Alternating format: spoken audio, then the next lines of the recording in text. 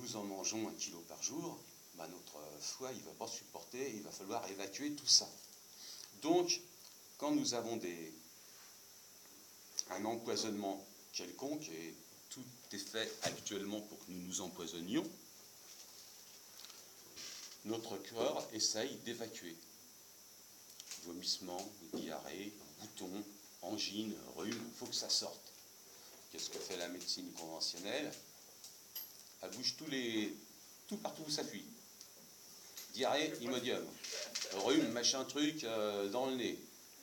Angine, petite pastille spéciale qui fait que 2 jours après, je continue à travailler. En général, quand j'ai une angine, c'est parce que d'abord je suis fatigué, au besoin je suis en plus harcelé au boulot, et puis je suis mal nourri, parce que tout est fait pour qu'on soit mal nourri, etc., etc.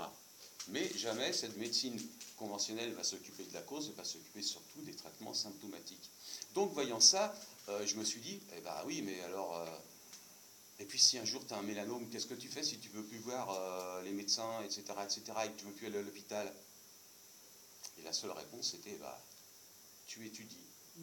Et depuis, j'ai jamais arrêté. Et je continue tous les jours. Mais, en fait, notre santé, elle est due à 3 équilibres très précaires, c'est-à-dire le terrain, c'est ce qu'expliquait Antoine Béchamp. Première chose, c'est d'avoir un terrain équilibré. La deuxième chose, c'est l'énergie. Et là, ça touche directement le lieu de travail et le lieu d'habitation.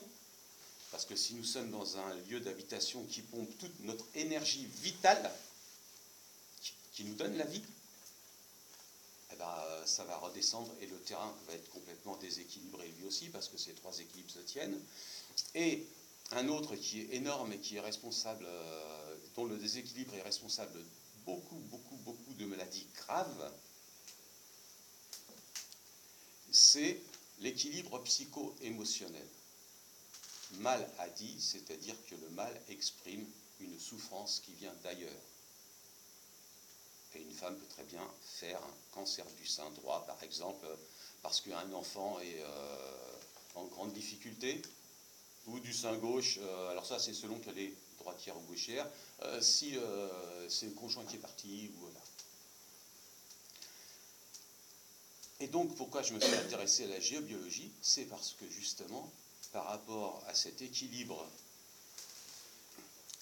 énergétique, ben, le lieu de vie est responsable de beaucoup de choses. Et disons que dans les années 1900, les seuls cas de cancer que nous trouvions sur cette planète, c'était les cas où les gens avaient construit leur maison à des endroits néfastes.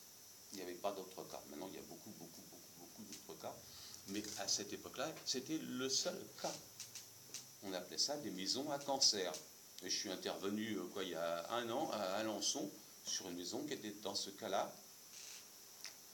C'était une de mes collègues qui est une jeune, elle sortait de l'école d'ostéopathie, et qui est une de mes élèves pour la géobiologie aussi, et qui m'a demandé d'intervenir. Ses grands-parents avaient fait construire une maison.